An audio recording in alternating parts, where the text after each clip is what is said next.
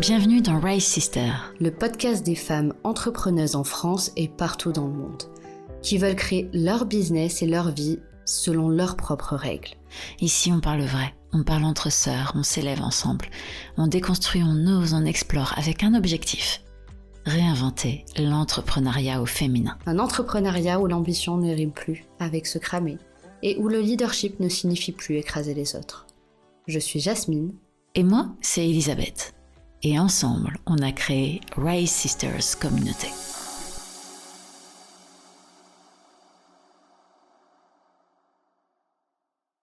Bonjour Louisa, bonjour Nadège, bonjour Jasmine. Elisabeth. Et Bonjour Jasmine.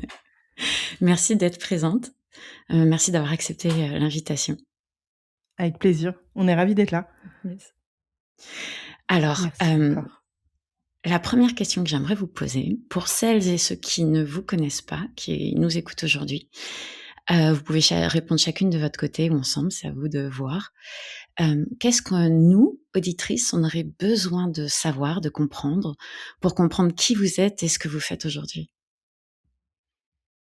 C'est toujours une question philosophique, tu sais, le qui es-tu? Soit tu pars sur 3 heures, soit tu te décris en quelques instants, mais déjà, on est des amoureuses. Ça, c'est la première chose. Et on est toutes les 2 entrepreneuses depuis, un moment avec, différentes thématiques. Moi, de mon côté, j'entreprends depuis 2017-2018, je ne sais plus.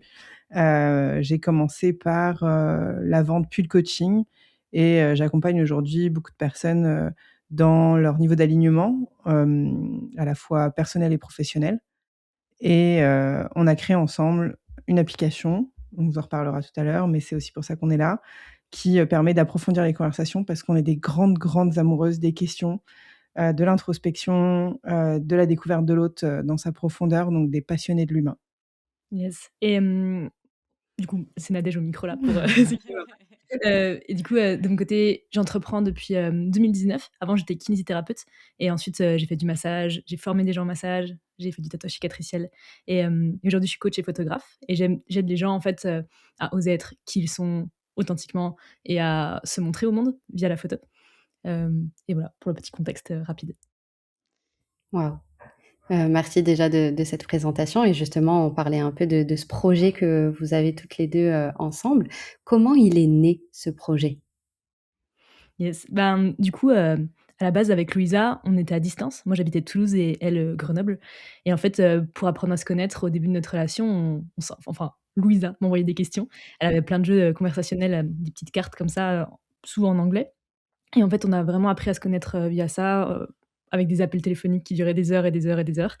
Et puis, on a continué à jouer à ça même quand on était ensemble, en présentiel. Et en fait, on a voulu permettre à d'autres personnes de profiter de ces questions et comme on avait une audience et des clients plutôt francophones et francophiles et pas toujours très anglophones, on s'est dit qu'on allait, réussir à créer un jeu en français et qui soit digital pour que les gens l'aient toujours avec eux. Parce que nous, notre problème, c'est que quand on voyage, ben, souvent on prend pas nos 47 jeux, en en physique et du coup, on a rarement, les questions avec nous. Donc on voulait un format pratique, transportable et voilà comment ça s'est créé. Et avant ça, moi, effectivement, c'était quelque chose qui était très présent dans ma vie d'avoir des cartes de conversation parce que je pense que je suis quelqu'un, des fois, dans les rendez-vous sociaux, qui est un peu la meuf awkward qui va avoir tendance à poser une question comme un cheveu sur la soupe parce que je suis pas très à l'aise socialement et donc du coup, le small talk, de «Salut, tu es qui? Tu fais quoi?» me lassait un peu. Donc je pense que j'avais utilisé cet outil, et je le traduisais ou alors même lors d'immersions, professionnelles, ou même de réunions d'équipe. Je terminais des fois par une question pour apprendre à connaître, mes équipes, hors du côté un peu, management. Oui, désolée, hein, il y a la love story, mais il y a aussi des prémices avant où on avait beaucoup de questions, dans notre quotidien et en fait, je me rendais compte que dans n'importe quelle de mes relations, que ce soit, ben, du dating, là avec Nadège où au début on se rencontre, comment on apprend à se connaître, ou des relations professionnelles ou des relations, de groupe, classiques. Je me rappelle aller avec, à des dîners entre inconnus. Je pense que des fois les gens qui sont expats, des fois vont faire ça, où tu vas à un dîner, tu connais pas grand monde, et tu sais pas trop comment parler aux gens, donc tu vas parler un peu de ta profession pendant un bout de temps, mais c'est pas forcément que ce qui te définit Et du coup, j'arrive avec mes jeux de cartes de conversation où, boum, quoi, tu vas tout de suite dans les profondeurs, dans des trucs que les gens se sont pas posés comme questions. Et du coup, ça me permettait aussi d'avoir un médium, un outil qui n'était pas moi. C'était plus moi qui étais la meuf awkward qui posait des questions cheloues, mais plutôt, l'outil, tiens, c'est au travers des cartes de conversation que je peux m'autoriser à être vraiment moi, qui ai posé des questions profondes sur l'humain. Donc le fait d'avoir un outil permettait aussi d'avoir des conversations que j'aurais jamais eues, autrement, ou en tout cas que j'aurais eu de la difficulté à avoir, et du coup d'implémenter ça dans toutes nos relations. Je pense que toi, tu en as posé aussi à un moment donné où tu as eu ton podcast. Bah, il y en a plein que tu as intégrés dans ton podcast, pour changer, les questionnements un petit peu, classico-classiques du côté chronologique, comme on appelle ça aussi la théorie du héros, de qu'est-ce qui s'est passé, et cetera. Donc il y a plein de Ouais. structures de Mmh. questions, mais bon, c'est un peu toujours la même chose, et donc ça permettait vraiment de changer. Et là, l'envie qu'on avait, c'était, de recréer aussi ce côté un peu hasard, de tiens, pourquoi est-ce que on va poser une question au hasard, quoi. Et donc du coup, j'ai cette croyance que rien n'arrive par hasard, donc souvent les questions, même si c'est un algo derrière, arrivent, à bon escient, aussi. Alors attends, du coup, si moi je comprends bien, tu vas dans une soirée où tu connais personne, genre type expat, je vois bien parce qu'en plus c'est pas du tout dans la même langue, donc tu as la pression à son maximum et le malaise à son maximum. Et pour éviter le small talk, tu proposes du coup un jeu de cartes, c'est ça? Ouais, c'est ça. En fait, j'étais allée à Lyon, il y avait un concept, c'était, c tu t'inscrivais et tu pouvais avoir des dîners avec, 5 ou 6 inconnus. J'avais pas une grosse vie sociale dans le coin parce que je venais d'arriver il y a peu de temps. J'arrivais de la Bretagne, donc j'avais fait, heu, 800 bornes, et du coup, je connaissais pas grand monde à part mon conjoint de l'époque, et du coup, j'arrive et je me dis: «Mais j'ai envie de me faire ma vie sociale à moi». Mais à part la salle de sport, j'avais pas trop de références, quoi. Donc je m'inscris à ce genre d'event et je me dis: «Bon, cool, mais si jamais les gens sont, enfin voilà, si jamais il y a un truc un peu de surface», et je crois que le matin avant le dîner, tu dois avoir quelques infos. Genre tu connais les métiers des gens et leurs signes astro pour, avoir un truc un peu de: «Tiens, je connais Ouais, un pour truc ou briser la 2, glace, quoi. OK. voilà, un peu icebreaker, quoi. Mmh. Et du coup, je prends vraiment, je me revois avant de prendre ma voiture et faire mes 1 heure de route en me disant: «Je vais prendre un paquet de cartes de conversation dans la poche parce que vraiment si ça le fait pas, je sais pas comment je vais faire. Ça a intérêt à être bon le repas». Et du coup, je le pose sur la table et j'explique direct ce que c'est. En disant: «Bah, voilà, j'ai des Mmh. cartes de conversation, ce que je vous propose, c'est qu'on se fasse 2-3 tours», et en fait, ça anime de ouf le dîner. Et bien sûr que tout le monde se présente un petit peu, mais ça dure moins longtemps que, Ouais, et ça parle pas de politique, ça parle pas d'actu, ça parle pas de plein de sujets qui, moi, me mettent très mal à l'aise et dans lesquels je vais ouais. avoir tendance à me renfermer, quoi. Et pourquoi est-ce que c'est important pour vous 2, du coup, de pas rester sur ces, chit-chats, sur ces sujets superficiels, du temps, du et d'aller vers un niveau un peu plus, enfin, et puis voilà, première question, et la deuxième qui fait partie de ça, comment vous définiriez une conversation donc du coup profonde et une conversation du coup celle, que vous dites que vous détestez? Vous avez utilisé quoi comme mot? Moi j'ai chit-chat Small en talk? tête, mais small talk. Ouais. Je sais pas si on peut dire qu'on déteste ces conversations parce que ça reste un bon moyen de commencer à faire connaissance, je Ouais. dirais. Enfin, voilà. Ça nous arrive d'avoir du small talk avec nos voisins, avec nos voisines, enfin, ouais, c'est OK. Par contre, je pense qu'on aime vraiment l'échange humain et l'accès à des profondeurs émotionnelles et spirituelles ou autres, et du coup, c'est pas en parlant de la météo ou de la politique qu'on va arriver à ça. OK. Quand on a l'impression qu'on c'est difficile d'y arriver via ça.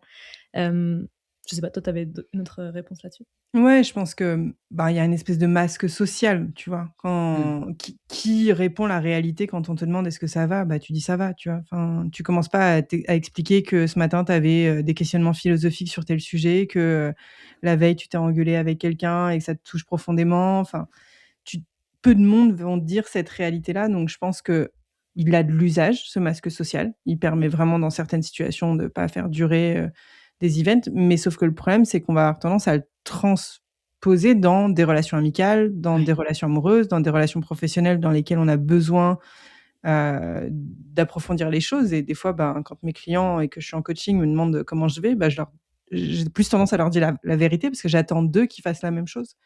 Et du coup, on va avoir tendance à avoir des attentes, je pense, dans certaines relations, alors que nous-mêmes, on n'incarne pas ça. Donc je pense que pour répondre à ta première question qui est: «Qu'est-ce qui fait que j'aime pas trop ça?» c'est que je pense que ça pousse les gens à mettre beaucoup de masques Ouais. et c'est dur du coup le jour où ça va vraiment pas ou le jour où j'ai envie de parler d'autre chose que de la météo, parce que j'ai créé cette habitude, parce que mon chemin neuronal est habitué à ce que, les premières minutes d'une conversation soient ça, je vais le faire, mais en vrai, j'ai pas envie de le faire. Donc il y a un peu ce truc de comment se déshabituer à ce qu'on nous a éduqués de, réponds que ça va, heu, sois Mmh. poli, et cetera, alors Parle pas trop de qu'effectivement toi, c'est ça et mmh. donc encore plus chez les femmes Ouais. où on va avoir tendance à, commence pas à parler de tes émotions, Mmh. et encore plus chez les femmes qui ont connu le monde de l'entreprise, ce qui est mon cas où du coup, tu Mmh. es obligé de prendre un petit peu un costume de, tout va bien, je gère et Mmh. cetera. Alors qu'en fait, peut-être qu'il y a des fois où à l'intérieur, c'est pas aussi stable. Mmh. Et pour répondre à ta 2e question, qu'est-ce que je définis comme une conversation profonde? Je pense que c'est des conversations où j'en apprends sur les gens au même degré où eux, ils en apprennent sur eux-mêmes. Ce que j'aime dans les conversations profondes, c'est ce moment où tu parles de quelque chose et en parlant, tu apprends sur toi. Mmh.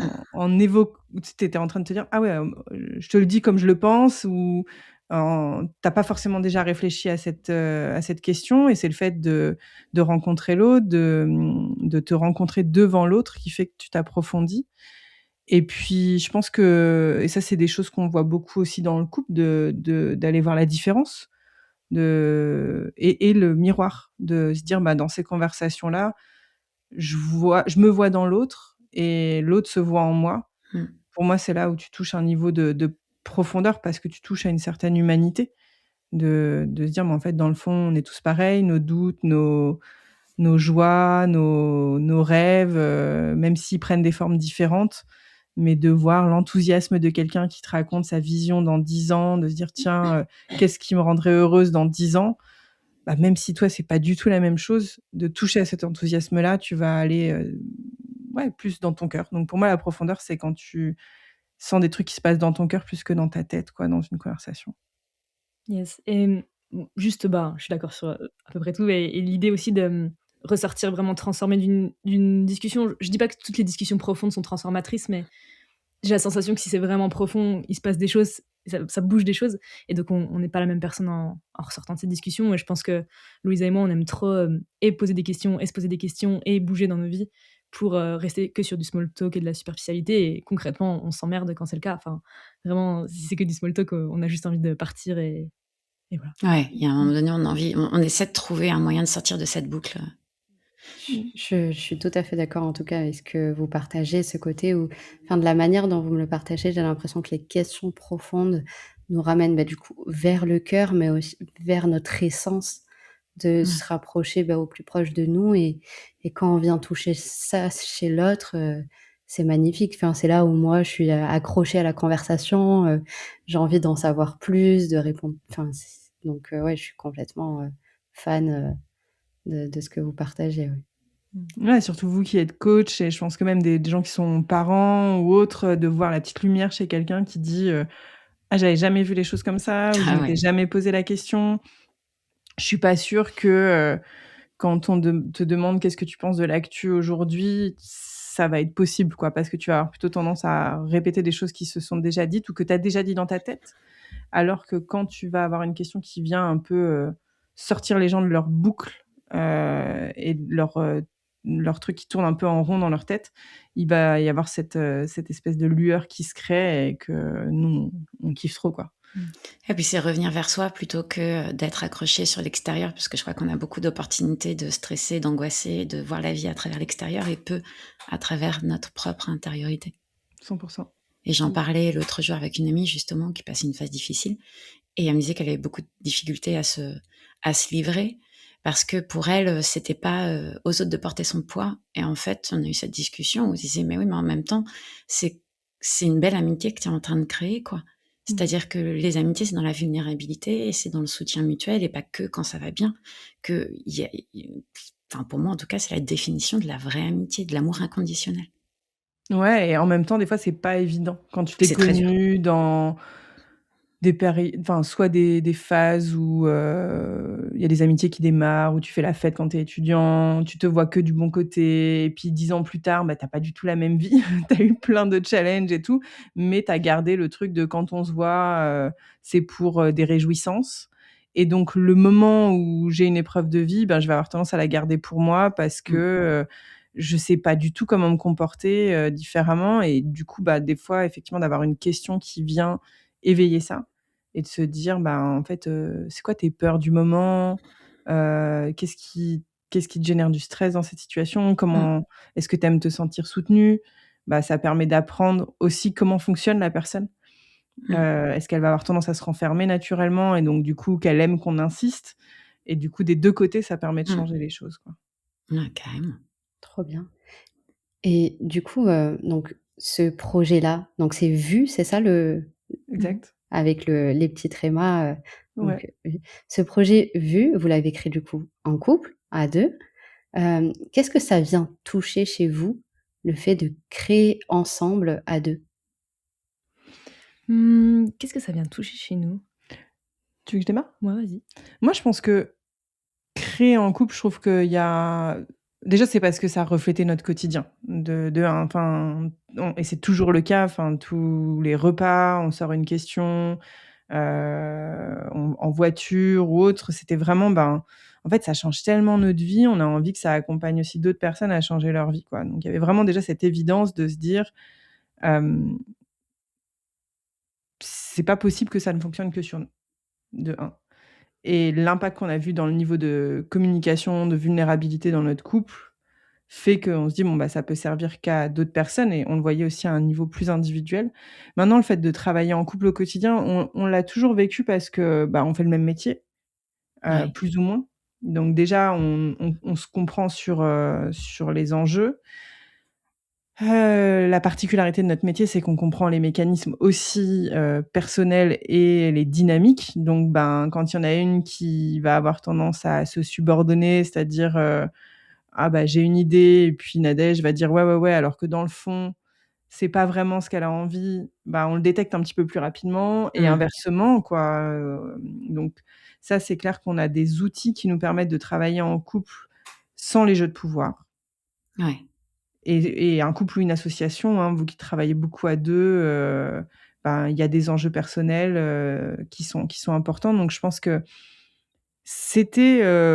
on se dit: «Tiens, travailler seul, c'est cool, comment on peut faire un level expert?» Tu vois? C'était un peu l'idée aussi de se dire: «Bon, bah, en fait, la collaboration, elle demande aussi plus d'investissement, mais elle enrichit tellement les choses que ça valait trop le coup pour nous, parce que du coup, les gens, qui connaissent Nadège viennent vers moi, les gens qui me connaissent moi viennent vers Nadège, donc il y a ça démultiplie le niveau de connexion, d'opportunités, mais ça vient aussi démultiplier le niveau de transparence, de communication, qui est nécessaire. Et je pense que vous qui créez un réseau d'humains, qui communiquent beaucoup, ben, ça c'est autant beau et génial que ça complexifie les choses, d'un autre côté, quoi. Donc nous, c'était un peu, aller vivre une expérience supplémentaire que l'entrepreneuriat, qui était l'entrepreneuriat partagé, Ouais. qui pour moi était le stade d'après. Et du coup, tu parles de jeu de pouvoir. Du coup, j'imagine que c'est quelque chose auquel vous avez fait attention dans votre partenariat? Ouais. C'était parce que vous l'avez vu? J'imagine que ça sort pas comme ça du chapeau. C'est quelque chose que vous avez pu, observer, dans l'entrepreneuriat ou dans le boulot ou dans vos expériences? Ouais. Ouais, puis je pense qu'on l'avait observé dans notre couple avant de bosser ensemble, en fait. Hem, D'accord, je pense bon, alors, pour le contexte, en fait, Louisa, c'était ma coach avant qu'on se mette ensemble. Donc, tu vois, il y d'accord. avait déjà une relation particulière et donc évidemment, quand on s'est mis ensemble, c'était plus ma coach. Mais en tout cas, on commence, tu vois, avec, Ou différemment. ou différemment, oui, c'était ma coach du quotidien, mais plus, au niveau pro, quoi. Et on commence déjà, du coup, avec une sorte de relation un peu asymétrique et donc on y a mis de l'attention très rapidement et je pense que, globalement, je me subordonne un peu plus que toi, en tout cas sur la majorité des domaines de vie. Donc comme on l'a vu assez vite, on s'est dit: «OK, bon, on va bosser ensemble, on va éviter que ça arrive». C'est évidemment arrivé pour nos premiers projets, avant Vue et puis pour Vue, on s'est dit: «Bon, comment on peut éviter de refaire les mêmes choses?» et on y a mis vraiment beaucoup d'attention, quoi. Et du coup, comment vous faites pour éviter la même chose? Vous avez mis des accords en place? Quel a Ben, été votre truc? quand on réfléchit à un projet, du coup, à chaque fois, on se demande: «Bon, qu'est-ce qu'on voit pas? Où est-ce que ça va merder?» Et on met beaucoup d'attention sur, ça parce que je pense que je suis un peu, madame optimisme, au début d'un projet, madame enthousiaste, je sais pas comment dire, mais en tout cas, je suis toujours: «Ah ouais, c'est trop bien, vas-y, let's go!» Et sauf qu'en fait, j'oublie de regarder un peu les inconvénients, les erreurs potentielles, tout Ouais. voilà, dans le rétro. Et je pense que Louisa, c'est vraiment, l'opticienne du couple, quoi. C'est elle qui voit, qu'elle a la perception peut-être un peu plus, neutre que moi, en tout cas. Et donc on met des process en amont de se demander, ouais, où est-ce que ça va merder? Parce qu'on sait que ça va merder à un moment. Et je sais pas, on fait d'autres choses? Ouais, je pense qu'on prend du temps aussi, par exemple, spécifiquement sur Vue, c'est moi qui ai écrit toutes les cartes en manuscrit et Nadège qui a fait beaucoup la partie technique de réalisation de l'app et cetera. Donc il y a des moments où, soit l'une soit l'autre, on avait l'impression de pas participer à hauteur. C'est-à-dire qu'elle, elle avait envie de m'aider à écrire des cartes parce que, bah, oui, il y en avait 800 à écrire et qu'à la fin, j'avais une tendinite du pouce.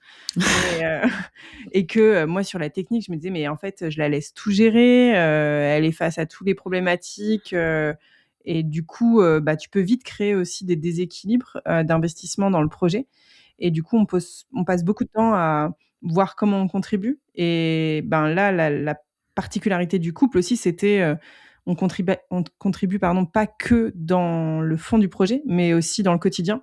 C'est-à-dire que les fois où, elle geekait jusqu'à, minuit, pour, faire avancer l'appli, alors que moi j'avais fini d'écrire les questions, mais que je prenais soin du foyer, que je faisais à manger, que je faisais en sorte que, on aille marcher, prendre l'air et cetera. Bah, ça fait partie, en fait, de l'équilibre du projet et il y a des moments où j'aurais pu me percevoir et me dire: «Ouais, mais regarde, tu fais tout ce truc-là et moi, j'en fais pas assez». Du coup, ça crée de la dette. Mais en fait, c'est de prendre le temps de se dire: «OK, sous quelle forme est-ce qu'on contribue à part égale?» et ben, peut-être que contribuer dans le projet ce soir-là, c'est faire à manger, c'est prendre soin de notre santé, c'est prendre soin de notre équilibre de vie, plutôt que d'être en train, fondamentalement d'être dans le projet et je pense que dans beaucoup d'associations, il y a, moi je fais ça, mais lui il fait ça et du coup, il y a Ouais. une sorte de déséquilibre, qui se crée. Donc je pense que ça fait partie des choses qui nous ont permis d'avancer de manière sereine et de Ouais. voir tout de suite, en fait, quand on n'avait pas l'impression de contribuer à la même hauteur. Donc j'entends le côté d'éviter des dettes, en fait, des dettes Exactement. émotionnelles, des dettes de choses et du coup d'avoir ces temps de communication et s'autoriser à dire: «OK, là j'ai l'impression d'en faire plus» ou «Là j'ai l'impression d'en faire pas assez» et vous pouvez du coup aller voir, OK, qu'est-ce qui est vrai, qu'est-ce qui ne l'est pas? Comment Et aussi, désamorcer? peut-être, dézoomer sur la temporalité parce que ce soit dans un couple ou dans une association professionnelle pérenne, il y a ce truc de des fois, à un moment T, effectivement, il y en a un qui est un peu plus dedans que l'autre ou une qui est plus dedans. Et en fait, sur du long terme, ça se lisse complètement. Sauf qu'en fait, quand on est dans notre petit caca, là, au quotidien, on se dit: «Ah mon Dieu, OK, c'est vraiment déséquilibré», alors qu'en fait, si on dézoome, on se dit: «Non, en fait, ça va, juste, bah, là, ces 3 prochains jours, c'est moi qui vais y aller» et voilà, quoi. Ouais. Ouais, mais vous le communiquez. Ça reste Ouais. pas, de votre côté et j'ai l'impression que ça change aussi beaucoup de choses. Ça évite de créer une dette, j'aime beaucoup le mot dette, ça Ouais. exprime beaucoup, beaucoup. C'est très, très juste. Mais c'est vrai qu'on le retrouve beaucoup dans les couples, où il y a, quelqu'un qui entreprend et une autre, enfin un ou une autre pas, où, les 2 essayent d'entreprendre à leur manière et finalement, beh, sont dans le business, mais s'occupent pas forcément de la maison, du repas, Mmh. du foyer et bon, beh, ça vient créer des attentes de: «Qu'est-ce qui fait que moi je suis pas assez là?» ou dans tel domaine donc ça parle, tellement en tout cas dans le, finalement, qu'est-ce que je fais? Qu'est-ce que je fais Mmh. moi dans ce couple? Qu'est-ce que je fais pour moi aussi? Et heu et de tout le temps rééquilibrer sur le long terme et de se dire: «Bon, ben, à certains moments, j'étais moins, présente, mais là, je le suis à ce moment-là et ça me va, quoi. C'est OK pour moi», donc ouais. Mmh et ça Ouais, ça concerne beaucoup de femmes, je pense, dans l'entrepreneuriat, mmh. qui se lancent, qui ont la confiance du foyer pour, se dire: «Bon, bah, OK, je fais l'impasse sur mes revenus pendant quelque temps, le temps que je me lance».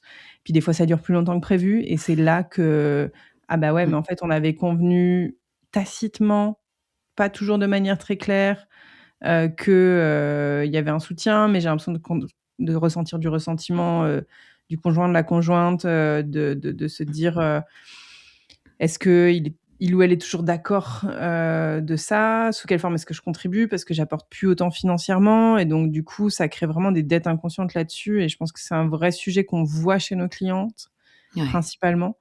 Et du coup, on s'est dit: «OK, nous, on veut pas le reproduire, quoi» et comme on sait les aider, ben, on savait aussi, quel outil mettre en place qui était, voir la forme de contribution qui peut être, et si du coup on peut transmettre ce tips-là à pas mal de monde, c'est d'aller voir vraiment dans tous les domaines de vie, dans toutes les sphères de vie. Sous quelle forme est-ce que je contribue spirituellement?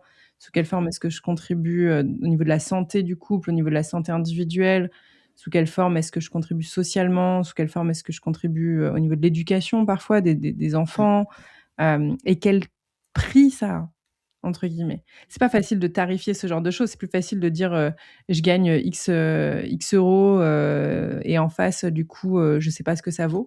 Mais, ça aurait quel prix en fait si demain il devait y avoir une nanny, qui vient, chercher les enfants à l'école, les aider aux devoirs, ça a un prix en fait. Tout est délégable. À quel point est-ce que le développement spirituel, et de se poser des questions dans le quotidien du couple, ben, en fait, c'est un thérapeute, c'est quelqu'un qui vient et qui intervient dans le couple et qui pose des questions. Donc toutes ces choses-là, de presque les quantifier de manière assez pragmatique et de se dire: «Ah oui, bah, en fait, je contribue financièrement et je fais économiser au couple». Parce que des fois les finances, c'est aussi le côté, bah, comment est-ce que je nous évite de dépenser ça? Et au moment où elle est technicienne de fou, sur le développement de l'app, ben, je sais très bien qu'en fait un développeur ça coûte 5 000 balles, quoi. Et je sais très bien que, minimum, je crois que j'ai vraiment pas les prix, tu vois? Genre minimum et que, bah, en fait, les heures qu'elle passe et je vois bien que moi ce que je fais en face, bah, ça a aussi de la valeur, et que si on avait payé un designer, quelqu'un qui nous fait à manger, qui, va faire les courses et cetera, bah, ça aurait eu une valeur cumulée aussi qui est sûrement équivalente. Et le poids sur le couple aussi. Et la vision, comme tu disais aussi, Nadège, long terme. On voit sur le court terme de ce que financièrement on peut gagner, perdre ou tout ça, mais sur le long terme, c'est quoi? C'est quelque chose, moi, qui me touche particulièrement parce mon mari et moi, on est tous les deux entrepreneurs. Moi, j'ai changé de boulot il y a peu de temps, non, c'était en 2019, donc il y a un petit moment, mais au même moment, j'accouchais de mon deuxième enfant, on déménage à l'étranger, et j'avais ce fantasme de me dire, bah, c'est bon, à 1 an, c'est bon, je refais la même carrière dans l'accompagnement. Évidemment, bullshit. Et du coup, bah, ça a été un poids émotionnel, une dette émotionnelle dans le couple aussi, dans la famille, auprès des enfants. Enfin, ça m'a amené à la dépression postpartum d'avoir ce fantasme-là, jusqu'à ce qu'effectivement, il y a un moment donné, on en a parlé et on s'est dit, OK, mais en même temps, tu contribues à ce que moi, j'ai la carrière que j'ai maintenant, je m'éclate dans son boulot parce que tu es là. Sinon, tous les projets que je fais, il est réalisateur de films d'animation. Tous les projets que je fais, les voyages que je fais, les trucs que je fais, je pourrais pas le faire si toi, tu n'avais pas mis ta carrière de côté pendant un temps, en fait. Et si tu prenais pas ton temps. Si tu étais au même rythme que moi et ramenais autant d'argent, bah, en fait, on n'aurait pas la vie qu'on a et la vie qu'on aime.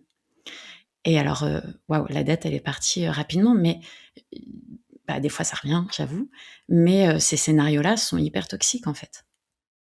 Et c'est pas facile de communiquer dessus consciemment. Donc Ouais, je pense que c'est c'est beau dur. que vous ayez pu le faire parce que je pense que, hem, tu peux avoir une petite voix qui te dit: «Oui, mais quand même», mais le quotidien démontre souvent l'inverse, donc Ouais. c'est important de mettre de l'attention quand ça revient. C'est sûr. Pardon, j'avais perdu ma voix. C'est sûr. Ouais, moi je c'est pas encore enfin, c'est conscient, mais ça vient surtout je prends la décision quand vraiment l'émotion elle est: «Bon, c'est bon». Oui, bah Et oui. jusque-là, même si mon chéri il me dit: «Je mise sur toi», je l'avais pas compris bien comme il faut jusqu'à OK, en fait, il a le droit d'être présent pour moi, pour que moi je puisse, faire, tout mon développement entrepreneurial, quoi et c'est finalement aussi, une sorte de dévotion et d'amour, donc que j'ai accepté donc c'est ça qui est beau aussi, de ce côté-là. Si on repart sur, ce que vous avez partagé sur les discussions profondes, et que, ce que je vous avais aussi, évoqué sur le chemin, l'essence, l'authenticité, comment vous définissiez Si, c'est définiriez juste, ça marche. ouais, l'authenticité selon vous? Moi, je dirais que c'est, le fait, d'être et de s'exprimer sans prendre en compte, la vie extérieure. Ça veut dire, être soi pleinement, sans les injonctions externes et sans mettre, des masques pour nous éviter de vivre des choses désagréables ou qu'on perçoit désagréables en tout cas. Ouais, globalement. J'étais en train de réfléchir à l'étymologie, je crois qu'authenticité, c'est être, et vivre selon sa propre autorité. si je me C'est beau. trompe pas. Et je crois que c'est vraiment ça, tu vois, dans ce que tu dis, selon ces règles, sans les masques, c'est vraiment, mais ça demande beaucoup de découverte de soi. Parce qu'en fait, vivre selon Ouais. sa propre autorité, c'est OK, qu'est-ce qui est important pour moi? Quelles sont mes règles? Qu'est-ce que je valorise? Donc là-dessus, c'est, découvrir ce qui est important pour nous et se débarrasser des choses qu'on croit qui nous appartiennent alors que ça appartient aux autres, heu, pour pouvoir aller, les exprimer dans ce monde. Je pense que ce serait ma définition.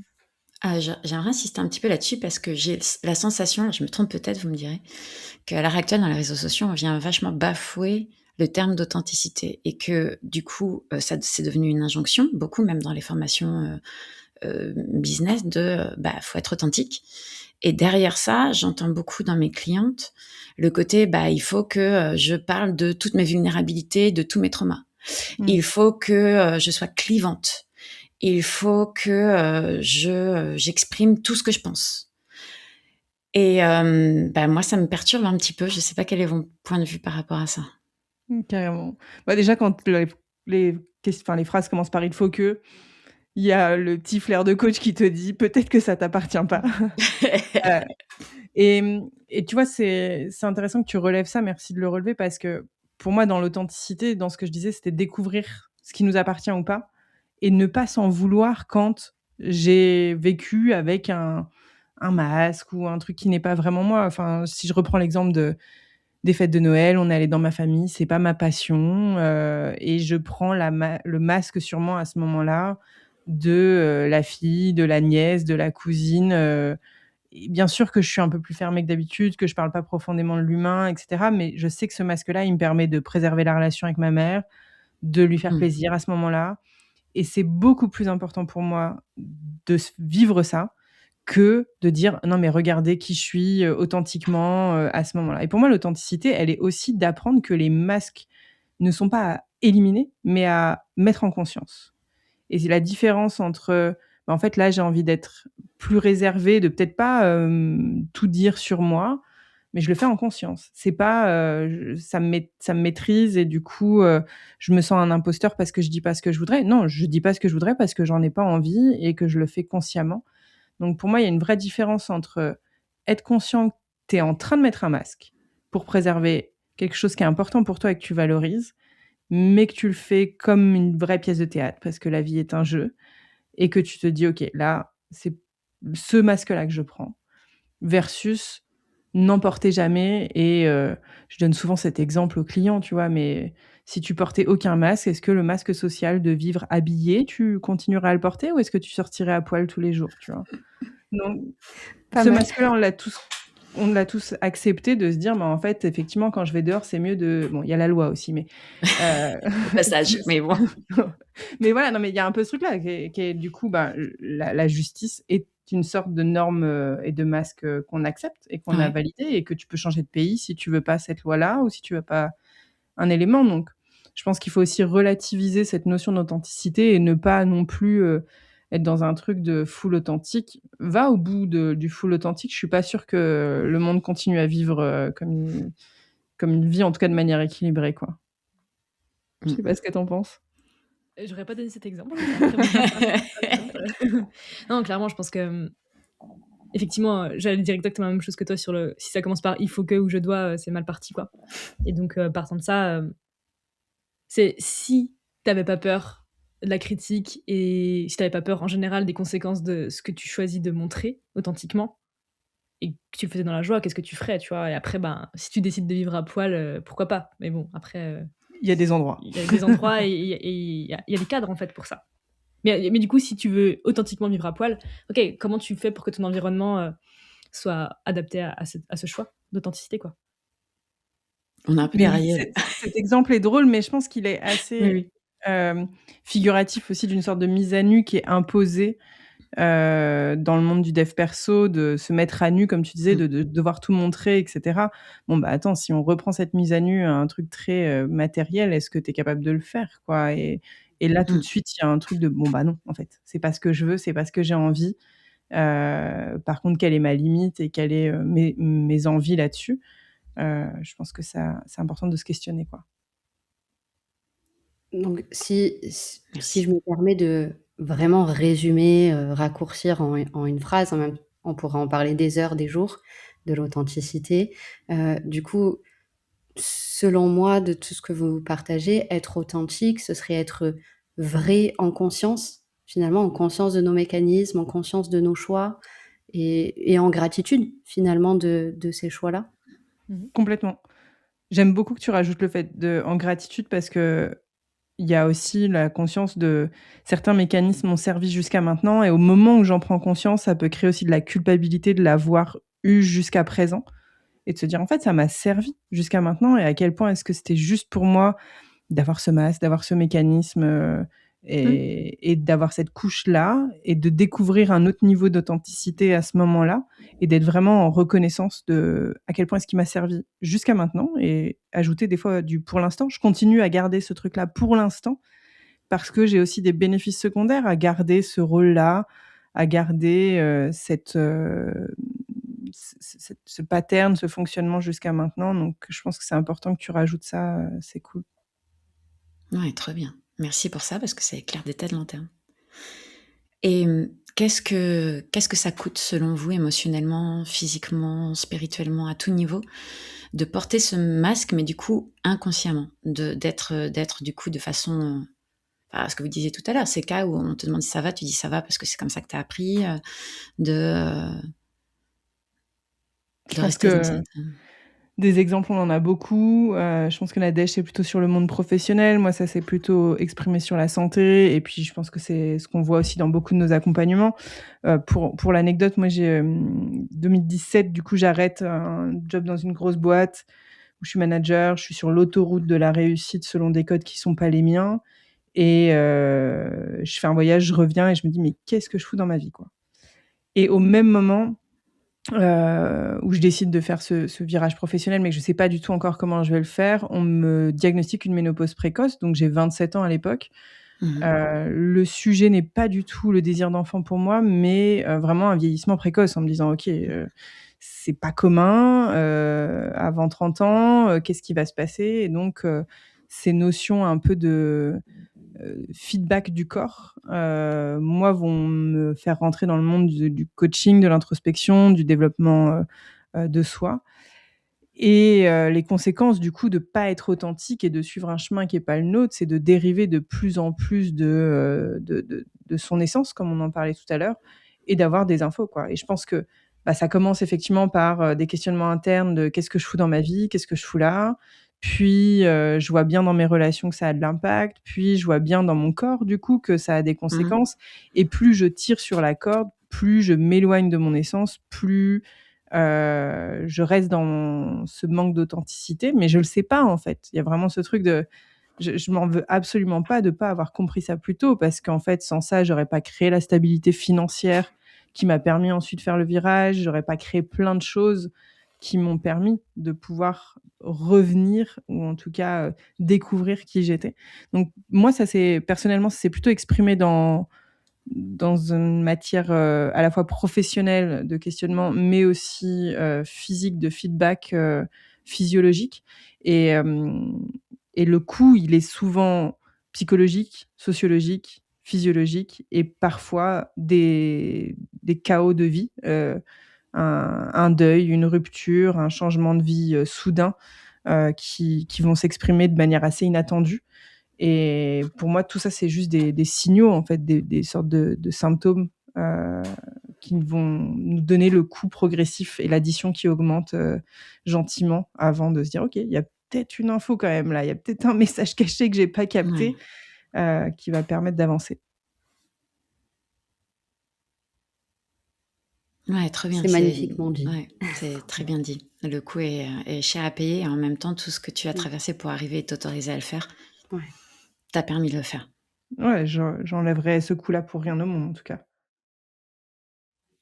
Et à l'inverse, qu'est-ce que ça change quand, bah, du coup, on fait ce travail-là, que du coup, on s'autorise à c'est pas forcément évident, hein, d'un seul coup d'aller changer, les «il faut», «je dois» et d'aller vers, bah, ce serait quoi la place? J'ai envie, ça m'inspire, je Je d'aller se choisis. découvrir soi. qu'est-ce que Je te ça laisse change? répondre. C'est la pro du changement et de sa capacité à faire des virages. Je pense que je connais assez peu de personnes qui sont capables de suivre autant, leur niveau d'inspiration et d'envie malgré, les difficultés. Donc c'est Nadège là qui va répondre pour le coup. Bah, c'est marrant parce que moi, j'ai juste l'impression que le résumé de ça, c'est l'inverse de quand tu mets des masques. C'est-à-dire, ben, du coup, justement, tu es aligné dans ton corps, dans ton cœur, et donc ça te donne plus d'énergie, plus d'espace, plus d'enthousiasme. Ça permet, ouais, de pouvoir ensuite, générer des ressources qu'on connaissait même pas. Parce qu'en fait, quand on est désaligné, du coup, on est plus fatigué. Bah, c'est ce que disait Louisa, il y a des symptômes physiologiques, Mmh. psychologiques et sociaux. Et du coup, si ces symptômes disparaissent, ou en tout cas, ça me nuise doucement, forcément, ça nous donne plein d'énergie et d'enthousiasme pour ce qu'on a envie de vivre et nos objectifs de vie en général. Tu l'as ressenti dans le corps ou ou pas jusque-là? Parce que quand enfin, on parle aussi pareil de beaucoup alignement, désalignement dans Mmh. même les stratégies marketing d'aujourd'hui, mais comment toi tu l'as vécu, en corporellement? Corporellement? Alors, c'est toujours, enfin, pour moi, c'est difficile de dire que c'est que l'alignement et l'authenticité qui ont fait ça, évidemment, mais en tout cas, j'ai eu plusieurs symptômes. J'ai eu des règles, très douloureuses, et très hémorragiques, et là, on le constate, à chaque fois que je les ai, on se dit: «Ah, c'est de mieux en mieux». En tout cas, j'étais dans une phase où limite j'avais envie de me défenestrer à chacun de mes SPM, tu vois? Donc j'étais vraiment pas bien et j'avais vraiment très mal. Je restais 1 jour, 2 jours au lit, et aujourd'hui, genre là, mes dernières règles, bon, j'avais quand même quelques symptômes physiologiques, genre, des seins énormes et tout, mais j'avais pas le truc psychologique, j'étais pas en PLS, et quand je les ai eus, je me suis dit: «Ah ouais, OK». Enfin, genre ça m'a surprise, alors qu'avant il y avait pas de surprise, quoi. J'étais en dépression 5 jours avant, donc c'était vraiment pas très surprenant. Donc il y a ça en principal symptôme. En tout cas, je me sens vraiment je sens plus de douceur sur, mes cycles, et après sur d'autres symptômes, ben, moi j'avais très, très mal au genou, j'ai eu des traumas dessus, tu vois? J'ai eu mes ligaments, j'ai eu plusieurs chutes à vélo dessus, mais mine de rien aujourd'hui, OK, je peux toujours pas faire tout ce que je veux, mais quand même je peux faire des randos, avec quasiment, ouais, on a fait quoi l'autre coup? 1 700 mètres de dénivelé négatif. Enfin, il y a quelques années, ce serait impossible pour moi de faire ça. Je peux pas encore courir, comme j'ai envie et faire tout ce que j'ai envie, mais quand même ça s'améliore vachement. Là je prépare un marathon pour, le mois d'avril. Enfin, Ah vraiment il y a oui, encore, ça non mais s'améliore vachement. non mais c'est plat, à plat ça va, mais en tout cas, voilà, ça s'améliore doucement mais sûrement, et ça fait du bien, tu vois? Mais Ouais. encore une fois, c'est tellement plurifactoriel, je peux pas juste dire c'est ça, mais ça contribue très clairement, je pense. Mais Et c'est dans le incroyable, cœur j'adore. et dans le cœur aussi, tu t'es sentie plus légère, plus apaisée au Ouais, moment de carrément. Je pense que moi, le plus gros choix d'authenticité que j'ai fait, c'était, du coup, cet été. J'avais 2 chéris, donc Louisa et mon ex-compagne, et en fait, c'était le choix le plus dur de ma vie, mais authentiquement, une fois que j'ai fait ce choix, je me suis sentie vraiment à ma place, et dans mon cœur, c'était beaucoup plus serein, beaucoup plus calme. Il y avait moins de bruit mental. Tu voulais rajouter quelque chose?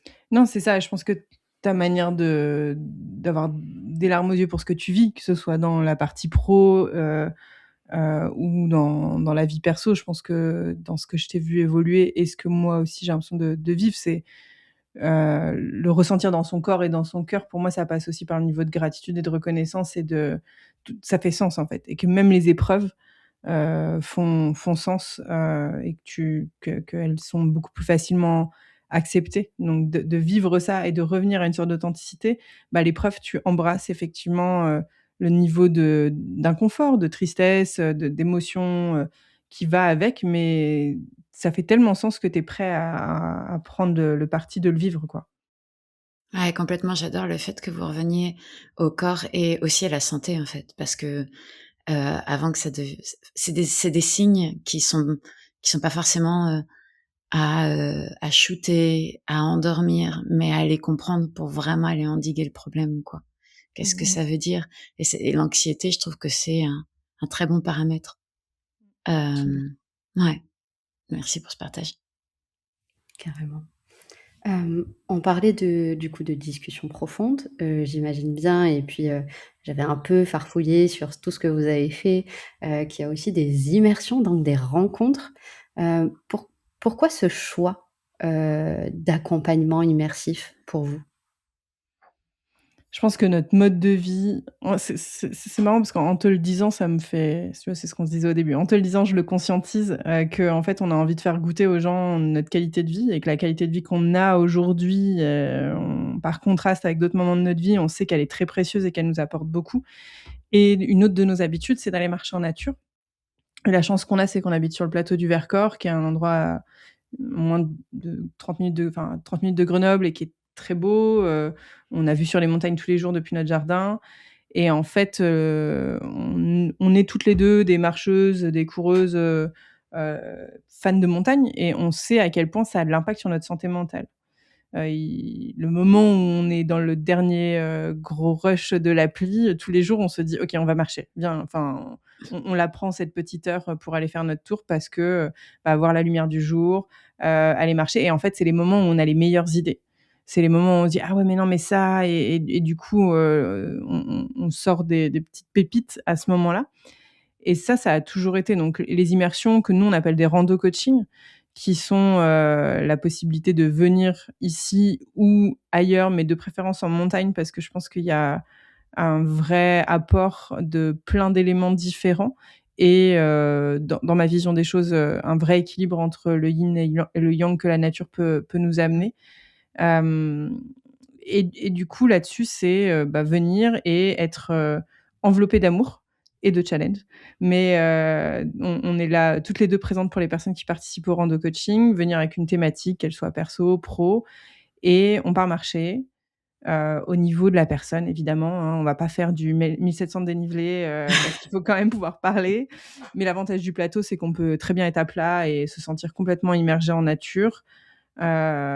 Et aussi aller faire un peu d'effort, parce que l'idée, c'est aussi de se voir: «OK, qu'est-ce qui se passe quand je me dépasse un petit peu? Mmh. Qu'est-ce qui se passe, dans ces moments-là?» Et ce qu'on aime dans les rando coaching, là, beaucoup de gens aujourd'hui coachent, soit en ou accompagnent en tout cas, soit dans un cabinet, soit en visio, et il y a un truc très, Mmh. direct et très, frontal dans le regard, alors que dans la marche, quand tu es à côté, tu regardes dans la même direction, mais tu te regardes pas, franchement. Mmh. Et du coup, ça crée aussi des espaces, où les personnes se surprennent à toucher des sujets qu'ils auraient pas abordés en cabinet ou en Mmh. thérapie, classique. Le mouvement crée de l'énergie. En tout cas, je crois profondément en ça. Ouais. Moi, quand j'ai pas d'énergie ou que j'ai envie de faire une sieste, je vais d'abord marcher 10 minutes, et je vois après, est-ce que c'est une vraie sieste ou est-ce que c'est un indicateur de ce que je croyais que je devais faire? En fait, j'ai pas trop envie de le faire, du coup, mon corps s'endort. Bon, bah, en fait, c'est souvent la deuxième option, et que l'énergie, elle est créée par le mouvement. Et est-ce qu'il y a d'autres choses qui font qu'on a choisi ce format-là? Après, pour la partie un peu moins, physiologique et scientifique, en vrai, en gros, un jour, on se balade et on se dit, «C'est quand même incroyable». On se balade en se posant des questions. En fait, on se coach un peu, en se baladant, puis on se dit: «En fait, c'est ouf, on fait un peu les 2 choses qu'on préfère en ce moment dans le monde et comment on pourrait être rémunéré pour ça?» Donc ça vient quand même aussi de ça, d'un truc Ah! très personnel et égoïste, de se dire comment on pourrait être rémunéré pour ce qu'on préfère faire, et après on se dit: «Ah mais on pourrait le faire ensemble». Genre être littéralement les 2 à coacher une personne, et c'est là que naît l'idée aussi, tu vois? Je pense que c'est vraiment ça naît quand même d'un élan d'amour et d'enthousiasme à faire quelque chose qu'on aime faire et dans lequel, on est plutôt, doué, quoi. Bah, je trouve ça à l'inverse hyper intelligent en fait de se dire: «OK, j'aime, du coup, je suis extrêmement douée et j'ai tellement à apporter à ce sujet-là que du coup, comment est-ce que ça pourrait servir?» et du coup me faire payer, bien payer pour pouvoir faire ça, quoi. C'est Mmh. un cercle vertueux, c'est l'ikigai, quoi. Mmh. Exactement. Quand tu me partages là, je me dis aussi, je vois le truc, nous on fait aussi des immersions au sein de la communauté, et ce qu'on a vu, et ce que, je vois aussi quand je le fais ici, c'est que la résistance, le mental lâche au profit de quelque chose qui est plus profond et encore une fois, plus authentique. Mmh. Ouais, le fait c'est un peu quand je disais, on tu es entouré d'amour et de challenge, tu peux pas nous la faire, tu vois? Quand tu es en train de marcher entre nous 2, c'est Oui, beaucoup plus mais c'est ça, c'est beaucoup plus compliqué de se bullshiter, et je crois profondément aussi que dans les immersions, tu vois, tu as moins ce truc de timing, j'ai 1 heure de coaching ou 1 heure et demie de coaching et je prends des notes et cetera. Là, tu peux pas prendre des notes, tu as un peu des trucs, qui vont dans tous les sens, mais tu sais pas trop ce qui se passe, et en fait, nous, on a un cadre, on maîtrise, on sait où on en est, et même pour nous, des fois, c'est très naturel de se passer le relais, mais c'est pas prévu, tu vois? Enfin, on a un peu le planning d'avant, bien sûr, on fait remplir un certain nombre de choses au niveau de la préparation, mais comme dans la nature, quoi, on laisse le flow, arriver et se faire, et je te rejoins sur le côté, ça lâche un petit peu différemment. Il y a des fois où, je pense à une personne qu'on a accompagnée en rando coaching il y a pas longtemps, et ça tient, ça tient, ça tient tout le long de la première balade du matin et arriver au resto alors que bon, on se dit: «C'est le moment où des fois tu reprends un petit peu des masques». Bah non, là, c'est l'inverse, elle a tiré une carte du Elle jeu a de lâché, cartes, quoi. et elle a commencé à répondre à la question et elle Ouais, a elle a tout lâché, quoi. Et bah, du coup, on choisit toujours des lieux adaptés pour que ce soit le cas et pour que ça reste dans une sorte ouais, d'intimité, évidemment. Mais sur ça, je pense que se laisser surprendre, ça arrive beaucoup plus ouais. quand tu es dans un environnement que tu connais Mmh. pas. Et pour beaucoup, en fait, la plupart des personnes qui viennent nous voir, c'est pas des gros habitués de la montagne, randonneurs et cetera. Au contraire, c'est des gens qui se disent: «J'ai tellement pas l'habitude d'y aller que, ça va me changer». Et c'est des gens qui ont quand même l'habitude d'être accompagnés, de se faire coacher, mais de se dire: «Tiens, je vais essayer de voir ce qui se passe dans un autre environnement». De venir en immersion, de voir ce qui se passe aussi quand j'ai un peu plus le temps de me déposer. C'est pas 2 heures et je reviens dans ma vie et j'étends ma Mmh. lessive après, quoi. C'est, OK, bon, ben, je parce que pour venir ici une journée, les gens arrivent la veille, ils repartent le lendemain. Pour certains, ils restent plusieurs jours. Comme vous, dans vos immersions, il y a vraiment ce truc de quand je fais une vraie parenthèse dans ma vie, est-ce qu'il se passe autre chose? Et Et quand c'est rare qu'on parte sans zéro charge mentale, sans: «Qu'est-ce que je vais faire ouais, à manger? Qu'est-ce que, quel projet, un tel client qui m'attend?» Là, c'est zéro, quoi. C'est ouais, soi. c'est clair, et de se mettre en priorité dans la vie qui va très vite et qui nous demande d'être toujours en train de réfléchir à quelque chose, c'est déjà un cadeau. Et j'ai l'impression que la transformation, des fois, elle se passe, à ce moment-là, quand les Ouais. gens décident, Mmh. de participer à une immersion. C'est le premier cadeau et après tu as le deuxième cadeau quand ils arrivent sur place. Les rencontres aussi humaines, je pense que, on le voit aussi, pour aussi des fois intervenir dans d'autres programmes d'accompagnement où il y a des immersions. Hem, les gens ont besoin de connexion, quoi. Ouais. Et c'est top la possibilité que nous amène le visio et le distanciel, sinon on serait pas en train de se parler aujourd'hui sûrement. Ouais. Mais ne se nourrir de se nourrir que de ça, des fois je pense que ça crée aussi un manque pour beaucoup et une vraie solitude. Tu en parlais tout à l'heure, ça vient aussi pallier à ça et à ce sentiment de pas se sentir seul. Et je pense que l'humain a besoin d'une grosse reconnaissance aussi. Bah, ça fait partie des besoins fondamentaux et puis c'est Ouais. aussi une des sources de l'anxiété sociale aussi, c'est cette solitude et effectivement, alors c'est marrant parce que nous, on a observé avec Jasmine, c que du coup, effectivement, c'est une des plus grosses choses avec lesquelles elles repartent, d'avoir créé des nouvelles amitiés, de cette surprise dans cette authenticité, vulnérabilité avec les autres et ces nouvelles amitiés, ces nouveaux liens qui sont créés, l'intensité que ça a été et en même temps, avant, c'est une des choses qui leur a fait le plus peur Mmh. Mmh. Ouais, c'est fou ce paradoxe. et dont elles avaient le moins conscience qu'elles avaient besoin. On sait pas ce qu'on sait pas et souvent, quand on vient se faire accompagner, c'est aussi pour montrer, nos vrais besoins. Je pense que quand tu as un regard extérieur, tu te dis: «Ah oui, non mais j'ai besoin, oui, D'avancer de sur mon test». business, C'est ça, par exemple. c'est ce que je crois. Non, en fait, j'ai besoin de créer du lien et d'avoir des idées différentes et de me sentir appartenir.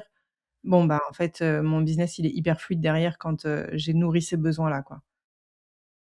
Carrément, Complètement, ouais. mais tellement. Hem, Si on revient, sur, l'authenticité, avez-vous déjà eu peur que votre authenticité vous fasse perdre des clients? C'est une super question. Yes. Ben, moi, je pense que c'était plus dans mes anciens métiers. Tu vois, par exemple, quand j'ai été masseuse à domicile, j'ai été dans des milieux très, très aisés, on va dire, financièrement et hem et je suis, fort tatouée, j'ai pas des codes vestimentaires très, élaborés, on va dire. Du coup, je pense que physiquement, esthétiquement, je sais pas comment dire, je me sentais pas trop à ma place et puis, même au niveau de mon langage, ben, je pense que enfin, je lis beaucoup, donc j'ai, beaucoup de vocabulaire, mais des fois, je dis des gros mots, enfin, voilà, je suis assez, cash là-dessus et plusieurs fois, je me suis demandé: «OK, est-ce que je dois changer ça ou si?»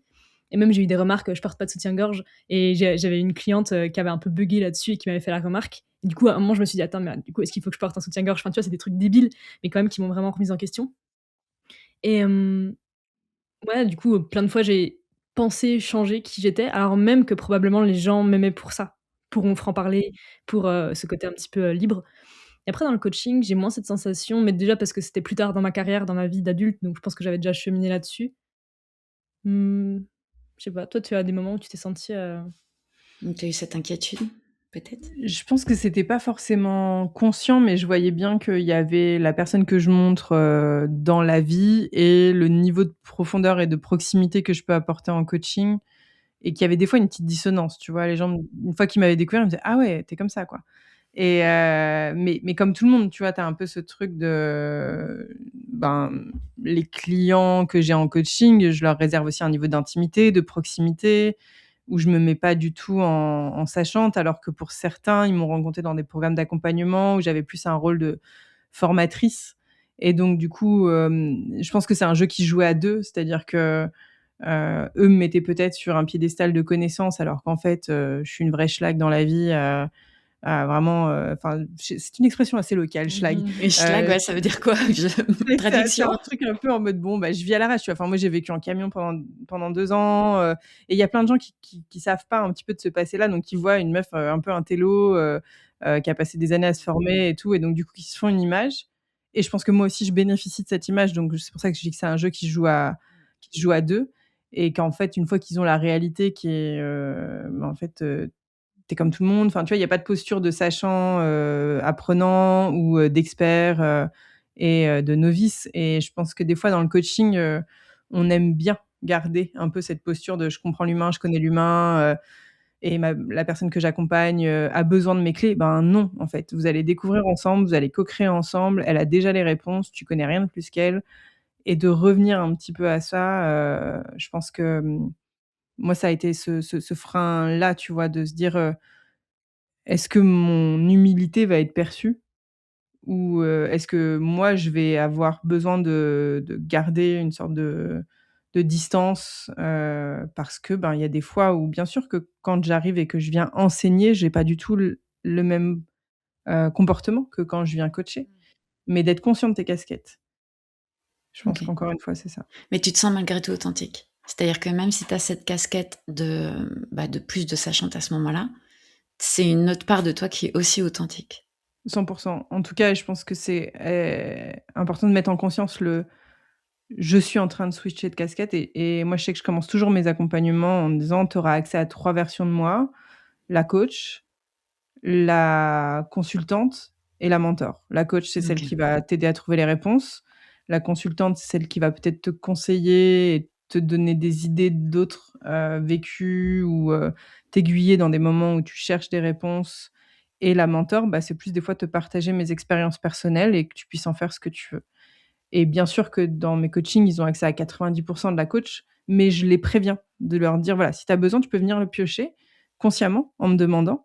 Mais moi aussi, des fois, je viendrai chercher ces parts-là chez moi pour t'aider parce que ça me paraîtra plus opportun de prendre ce rôle-là à tes côtés que d'être dans le côté accompagnante coach, quoi».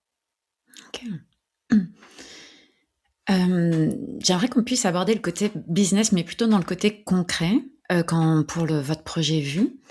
Hem, Comment est-ce que vous avez, alors je ne sais pas si vous avez structuré un petit peu les choses entre l'idée de: «Ah, ce serait cool de faire ça» et aujourd'hui, il y a l'application, c'est bon, c'est parti.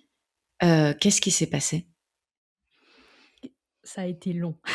Ça a été long, genre? Genre, Genre parce que ça veut dire quoi long? presque 1 an. Entre le moment où on a l'idée et le Oh, ça moment où ça va. sort, il y a presque 1 an. Genre, ça va. Nous, ça nous a paru une éternité parce qu'en fait, en gros, on a l'idée. Bon, accessoirement, c'est un peu le bordel, émotionnellement, amoureusement, donc ça fait un peu des hauts et des bas de: «Attends, est-ce qu'on le fait? Est-ce qu'on le fait pas?» Bon bref, il y a quand même tout pendant 3-4 mois, c'est un peu le bordel là-dessus. Puis ensuite, il y a le côté, ben, collecte et création de questions qui nous prend déjà une éternité, plusieurs mois, Ouais. hein, soyons très Ah, clairs. parce que tu as dit il y a 800 questions, c'est ça? Il y a 800 questions, ouais. Ouais. Voilà. Et puis ensuite, il y a comment on le fait, sous quel format. On pense à du PDF, on pense à une app, on pense ensuite à une web app. Au final, on fait une V1 avec un PDF qu'on envoie à des bêta-testeurs. Ça, c'est en juillet, Non, non, non, non, c'est plus tard en fait, août, je pense septembre? que Septembre. le projet accélère Ah oui, c'est ça. aussi parce que nos autres projets, parce qu'on est des entrepreneurs où on fait pas mal de projets différents, c'est pas notre seul projet, donc du coup, bah, forcément, il y a un peu ce truc de on se juge, de se dire: «Ah, il avance pas autant ce projet», alors qu'en fait, ben, non, c'est juste qu'on met nos ressources à des projets plus Mmh. importants à ce moment-là. Et puis quand nos agendas combinés nous permettent d'avancer, on met un gros coup de boost en septembre et on choisit une petite trentaine de personnes à qui on demande, voilà, on va vous envoyer une première version, Ça nous permet de tester un certain nombre de choses et de pas se lancer non plus, à se dire: «Il faut que ce soit parfait, qu'on ait tout la version finale pour lancer». Donc ça nous permet vraiment de passer à l'action sans attendre la version finale et parfaite. Moi, j'écris une partie des cartes manuscrites, mais on a un doute en se disant: «Est-ce que c'est bien lisible?» Donc on préfère tout de suite tester sur le marché. Tu disais sur le côté très pragmatique, pour moi, une grosse étape, c'est on teste le marché parce que tu as beau te dire: «C'est une idée géniale», tes 3 potes te disent: «C'est trop bien», qu'est-ce que le marché répond? Donc on se dit: «OK, comment on peut avoir un échantillon du marché?» Une trentaine de personnes de tout horizon, pardon, ça va de ma mère à Ouais, des j'allais copains, vous demander qui étaient vos premiers clients, en fait, ces 30 premières personnes. Là, attention, c'est pas des clients, hein. Tu dis: «On teste le marché». En vérité, on teste le produit plus que on le teste le marché. produit, ouais. Ouais, on teste le Ah produit oui, à ce moment-là parce d'accord. que du coup, on le donne, on le vend pas et du coup, oui, c'est pour le coup, on a une cible quand même très large. Je pense un tout petit peu majoritairement des femmes, mais en vrai pas tant. Un peu plus des entrepreneurs, mais en vrai, on le propose aussi à des potes qui sont salariés, qui sont pas entrepreneurs. Enfin voilà, au début, on le teste sur plein de gens. Aujourd'hui, quand même, si on est un peu plus honnête, notre cible, c'est quand même en majorité des entrepreneurs, voire des accompagnants. Mmh. Petite majorité de femmes, je pense, mais il faudrait qu'on fasse des stats. Bon, Ouais, ça, c'est ça équilibré. c'est équilibré, je pense. Par contre, sur l'âge, je pense quand même qu'on a une tranche d'âge 30-45 ans, majoritaire. Ouais, avec quelques petites exceptions, je Ouais. pense, mais au début, en tout cas, les personnes à qui on le fait tester, c'est notre entourage, mais avec cette distance de se dire, c'est pas de eux qu'on va prendre les conseils trop business non plus parce qu'en fait, ils connaissent pas le business. Mmh Donc mh. on met de l'attention sur ça. Par contre, on les perçoit vraiment comme des retours utilisateurs précieux et puis, ben, on l'offre à des clients parce qu'en fait, il y a une partie du projet et je pense que c'est important de le dire, c'est qu'il y a un moment donné où on se dit: «OK, on va devoir investir du temps et de l'énergie là-dedans». Si jamais on investit du temps et que ça marche pas, est-ce qu'on est prête à ça? Et en fait, le moment où on se dit: «Bah, nous, si on fait cette web app et qu'au final, on l'offre dans nos clients qui prennent des accompagnements, on l'offre aux clients qui viennent en rando coaching, bah, on aura tout gagné». Et à partir de ce moment-là, on se dit: «Il y a plus d'enjeu de réussite». Donc ça nous motive vraiment à se dire: «Let's go, on y va, on est prête à mettre les ressources parce qu'on va kiffer le process et au pire du pire, c'est un élément qu'on peut ajouter à nos accompagnements et qui vont nous faire kiffer». Donc dès qu'il y a plus d'enjeu, ça nous fait vraiment accélérer la machine en termes d'énergie parce qu'on se dit que c'est pas un problème, quoi.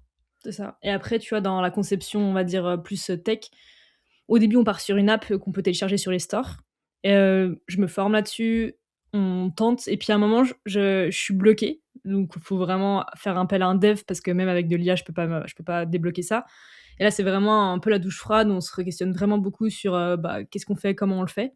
Finalement, on passe sur une web app, donc pour les gens qui connaissent rien, ils vont se dire: «Bah, c'est la même chose». Non, du coup, tu le télécharges pas via un store, c'est vraiment juste un lien que tu mets sur, ton navigateur web et que tu peux mettre en favori dans ta page d'accueil, mais au final, ça reste quand même juste un lien et donc techniquement, c'est beaucoup moins lourd pour moi à gérer et on arrive à descendre les coûts d'entretien à vraiment très bas, quoi. Enfin là, concrètement, ça ne coûte quasiment rien, d'avoir ça et donc là, on se dit encore plus, bah, il y a vraiment plus d'enjeu, quoi. Enfin concrètement, qu'il y ait 0 acheteur ou 1000, de toute façon, ça c'est le même prix pour nous, en fait.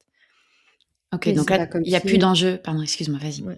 ouais, j'allais dire, Yasmine. c'est pas comme si vous aviez dépensé 15 000 € en développement, enfin analyse, tout ça, Mmh mh. que Alors que tu as fait 0 vente, tu vois? Il y a vraiment ce C'est ça. truc ouais, de tu as fait 0 vente et souvent ce que je vais inviter les gens à se dire, c'est: «Mieux vaut fait que parfait» et du coup, là, il y a un peu le: «On va le faire».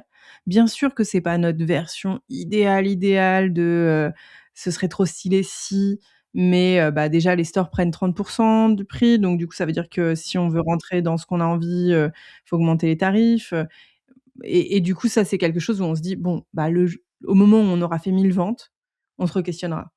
Et je pense que c'est pareil dans tout plein de projets, de se dire: «En fait, c'est quoi le next step, quoi?» Parce que si je regarde la montagne, ça va être compliqué de la gravir. Mais par contre, si je me dis: «Ma première étape, c'est aller là» et je re-questionnerai le trajet à partir de là, de comment je me sens, c'est quoi mes ressources accessibles à ce moment-là.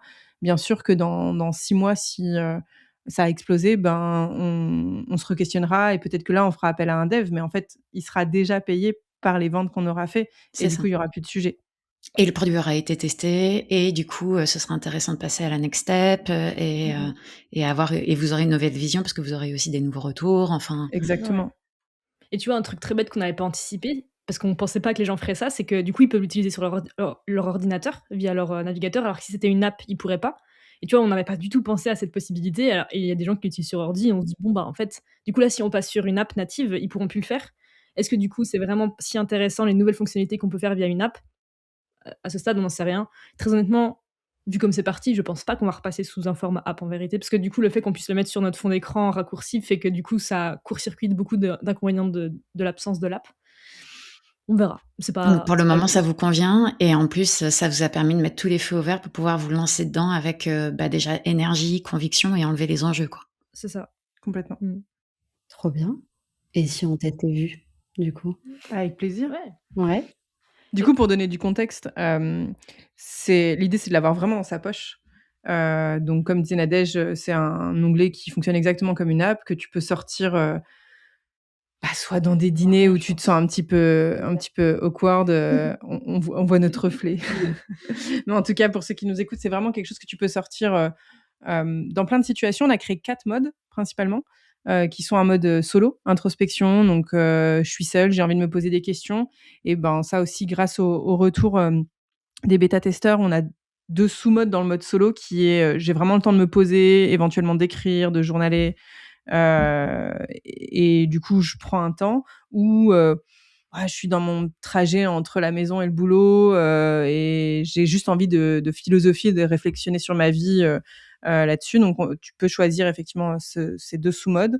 Ensuite, on a le mode groupe, que tu sois en famille, avec des amis, en immersion, en tout cas avec des gens que tu connais peut-être, où tu as pas de lien, direct dans le quotidien. Et pareil, on a 2 sous-modes puisque pour nous, c'était important de pouvoir laisser le choix de parler ou non de sexualité, parce que ça peut, soit, déranger de discuter sexualité avec tonton tata ou, dans certains endroits, des fois peut-être réveiller certains traumas et donc par précaution, on s'est dit: «Bon, on sait que, c'est pas toujours aisé, donc tu as le choix et tu décides de oui, on accepte de parler de tout ou non. On a le mode couple, où pareil, est-ce qu'on peut parler de sujets un peu plus spicy ou non en fonction de est-ce qu'on est, chez nous à la maison tranquille, sur l'oreiller, en train de déjeuner ou en balade? Ou est-ce que, on est dans la salle d'attente, d'un event et que c'est pas le moment de discuter de trucs, trop profonds, perso en tout cas? Et le mode dating parce que, pour nous, c'était important de pouvoir proposer à des gens qui se rencontrent d'avoir, un autre mode de rencontre que, c'est quoi ton livre préféré? Qu'est-ce que tu préfères manger? Et d'aller un petit peu plus loin, en tout cas, que de ça et donc à chaque fois tu choisis le mode et aléatoirement, ça va venir tirer une des cartes. Donc il y a 800 cartes au total, mais bien sûr, elles sont sous-catégorisées. Il y en a certaines qui sont dans, tous les modes parce que, elles sont tout à fait adaptées à la rencontre amoureuse, au couple, au groupe, à l'introspection. Il y en a assez peu comme ça qui sont dans tous les modes, mais il y en a qui sont par contre réservés à chacun des modes. Donc là, on vous OK. propose de tirer une Mmh. des cartes du mode groupe parce Ouais. qu'on n'est pas en date, Non. à ce qu'on sache. Donc une des cartes du mode, groupe et je te laisse la lire. Yes. Quelle part de toi as-tu peur de montrer aux autres? Ce sera à l'envers, mais c'est comme ça. Waouh! Qui Ah, veut c'est trop commencer? chouette. Déjà, on invite les auditrices à y réfléchir et à y répondre si elles le souhaitent ou Mmh. juste pour elles. Quelle part de toi? C'est au pluriel et au singulier. Ouais. Ah! Donc Tu veux comme que vous je le commence? sentez. Vas-y.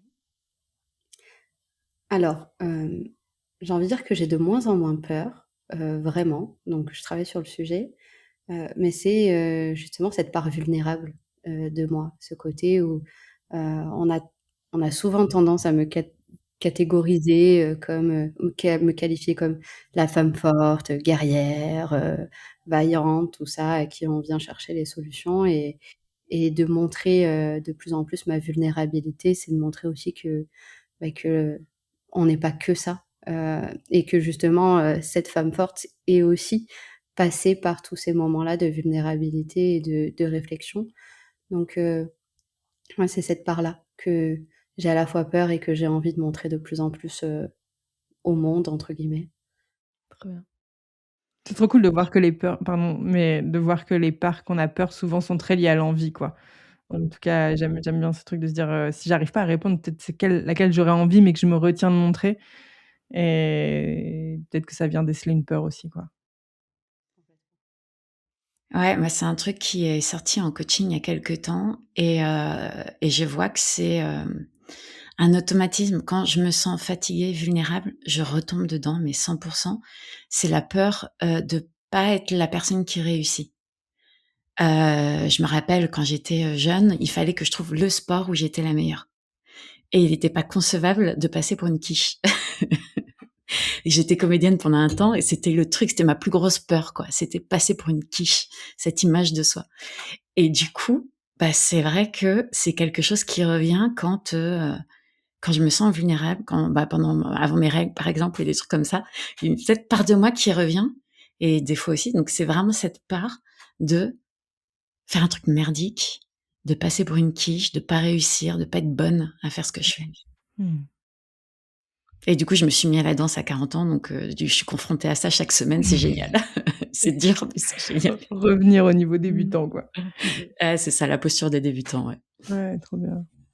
Moi, c'est Et marrant, vous? ça fait, écho à la discussion qu'on avait hier où on avait une question qui était un peu, dans le couple, à quelle part de l'autre on a accès, que peu de gens ont accès et hem et ça fait écho chez moi sur le côté, la part un peu plus peut-être, fatiguée, physiquement épuisée. Je pense que j'ai associé ça à une période, peut-être un peu plus difficile dans mon corps, où aujourd'hui ça va mieux et donc du coup, bah, les moments où j'ai moins d'énergie ou autre, je vais avoir tendance à lutter contre moi. Donc je pense que la peur de le montrer, c'est de me la montrer aussi à moi, d'admettre que je suis fatiguée, d'admettre que j'ai pas le même rythme et que quand je passe une journée en pyjama et que je suis pas très productive, ben, je me juge beaucoup alors qu'en fait, quand je la montre à l'extérieur, ça rassure plein de gens, c'est hyper agréable, et donc je pense que c'est celle-là, que je travaille un peu en ce moment. En tout cas, la phase hivernale me permet de l'exprimer un petit peu plus et de m'autoriser à me dire: «OK, le rythme peut changer».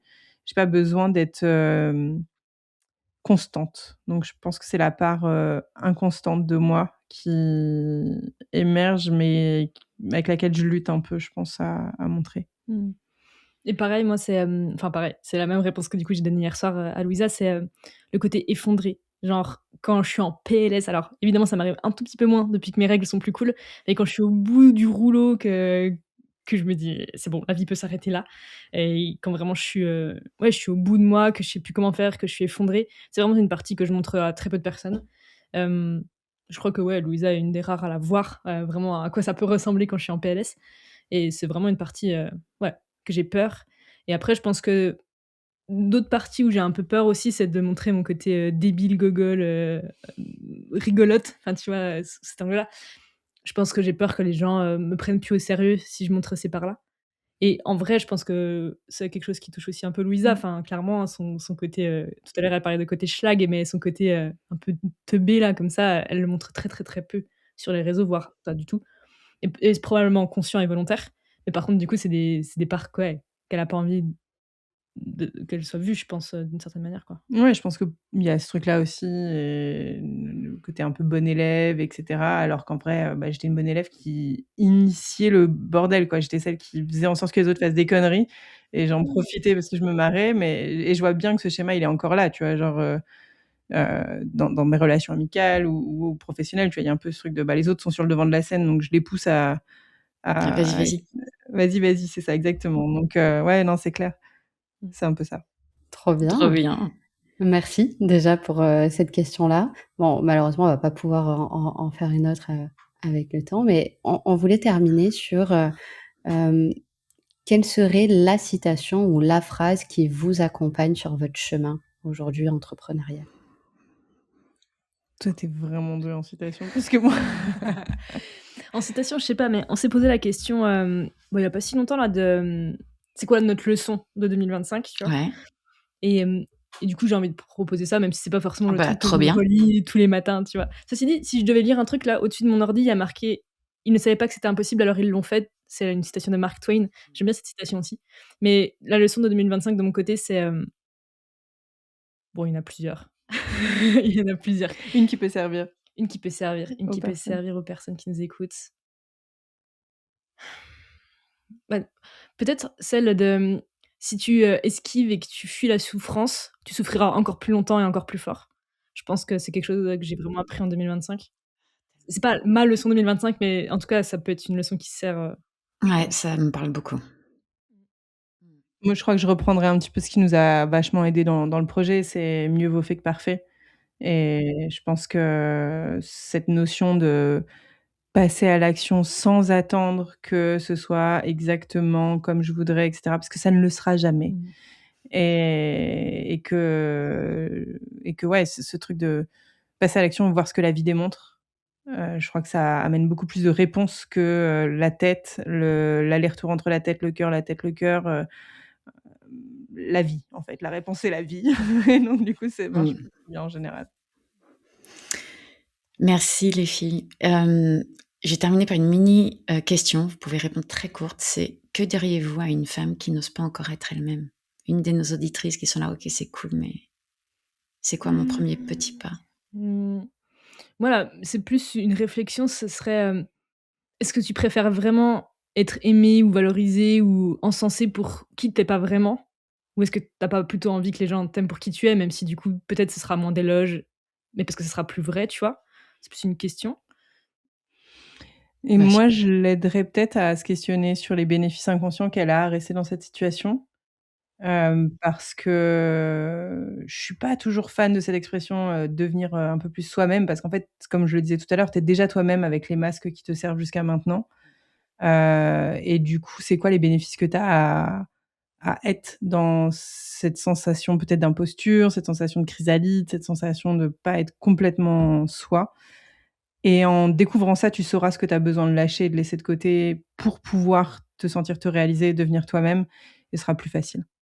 Et du coup, petite, trop bien. aparté quand même sur la chrysalide, c'est on avait entendu, je sais plus où, on s'en Mmh. fout, cette image de en fait, tu sais, le papillon quand il est dans sa chrysalide, on pourrait se dire: «Vas-y, je vais l'aider à sortir de la chrysalide en l'aidant un petit peu, en ouvrant un peu la chrysalide et ça ira plus vite pour lui» et en fait, si on fait ça, il a pas développé assez ses muscles des ailes pour pouvoir vivre et donc coup, il meurt. Donc en gros, des fois, si on force le process, qu'on va aller plus vite que la musique, en fait, c'est très délétère et je pense que ça rejoint un peu ce que disait Louisa sur le côté, bah, il y a une temporalité pour tout.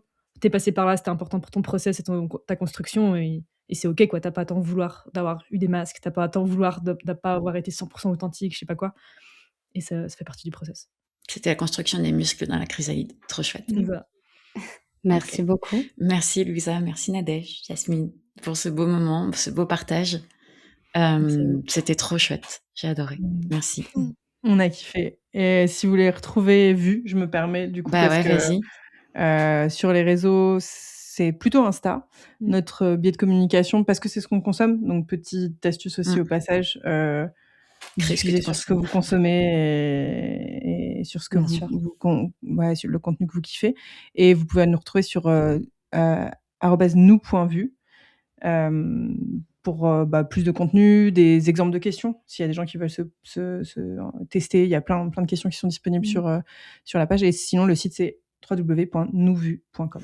On mettra le lien dans la description de toute façon de l'épisode et sur, chaque Avec plaisir. reel ou chaque contenu qu'on mettra, comme ça, ce sera simple pour tout le monde. Mmh.